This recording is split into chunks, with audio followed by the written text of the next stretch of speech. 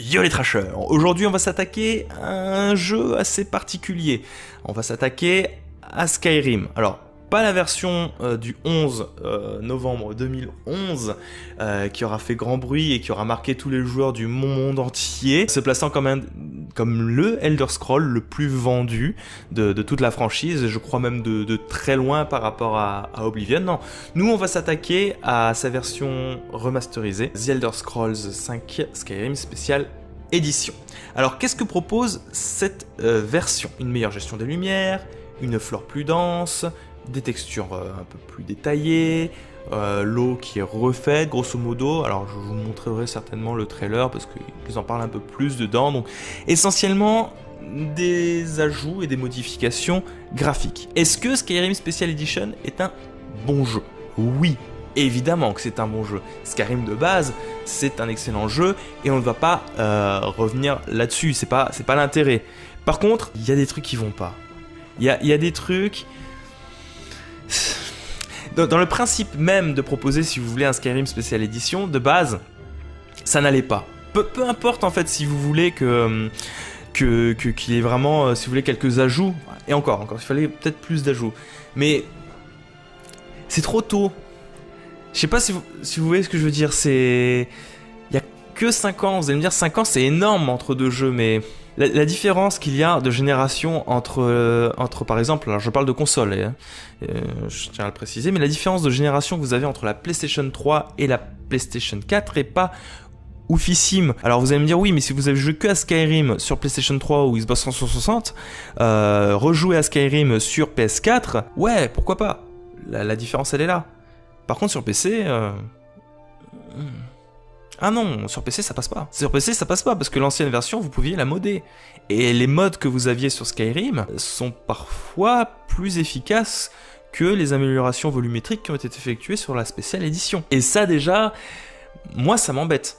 Ça m'embête qu'un jeu qui soit autant ouvert aux fans soit revendu à prix fort, 40$ quand même, pour une amélioration qui était capable de faire l'ancien jeu. Je trouve ça dommage. Et encore une fois, je le répète, ça n'a que 5 ans.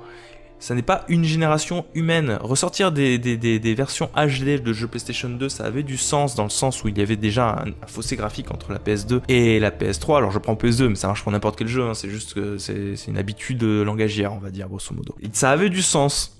Un Sly en HD, ça avait du sens. Un God of War en HD, ça avait du sens. Ça permettait en plus de faire redécouvrir des jeux à une génération, à des personnes qui n'ont pas pu découvrir ces jeux-là, parce qu'elles étaient nouvelles dans le jeu vidéo.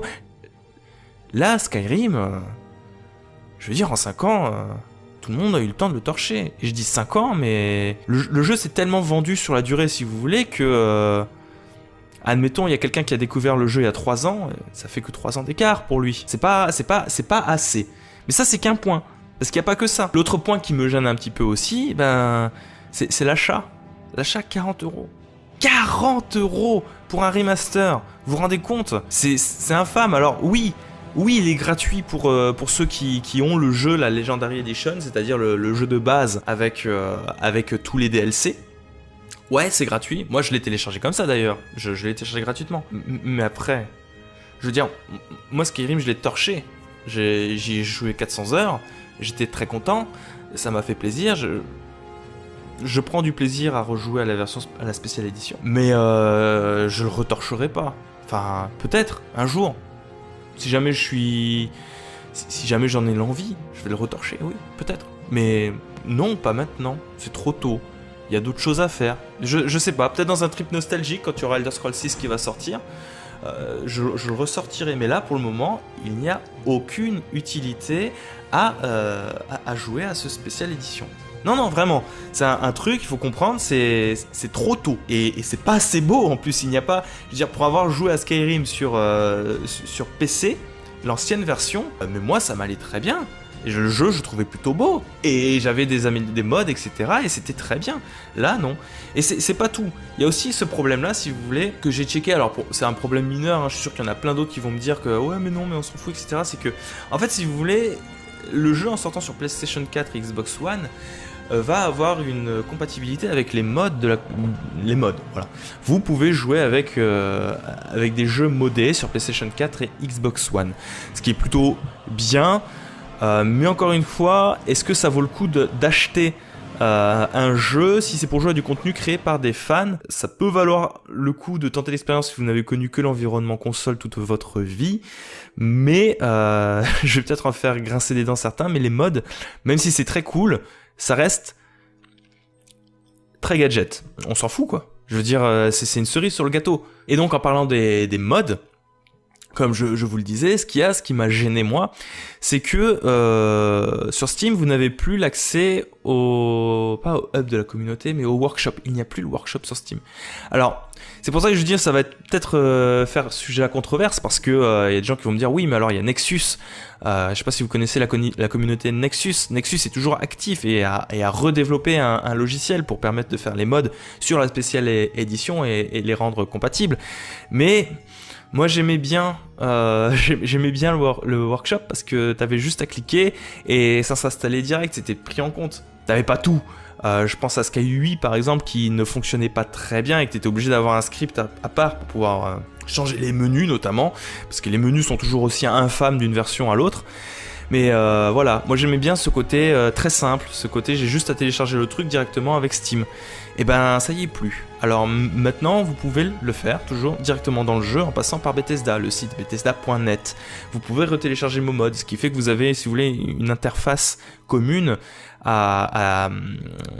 aux versions PC et aux versions console. Et j'aime pas devoir créer un compte à part juste pour télécharger des mods, devoir mettre mes identifiants Steam, enfin toutes mes coordonnées, mots de passe, etc. Un truc supplémentaire. Alors je sais c'est juste moi, mais voilà, j'aime pas. Je n'aime pas, en plus, je sais pas si vous avez été faire un tour, hein, mais c'est monstrueusement pas bien fichu ce truc-là. Vous avez deux lignes où vous devez sélectionner vos mods et où vous devez naviguer avec un onglet recherche qui marche très mal.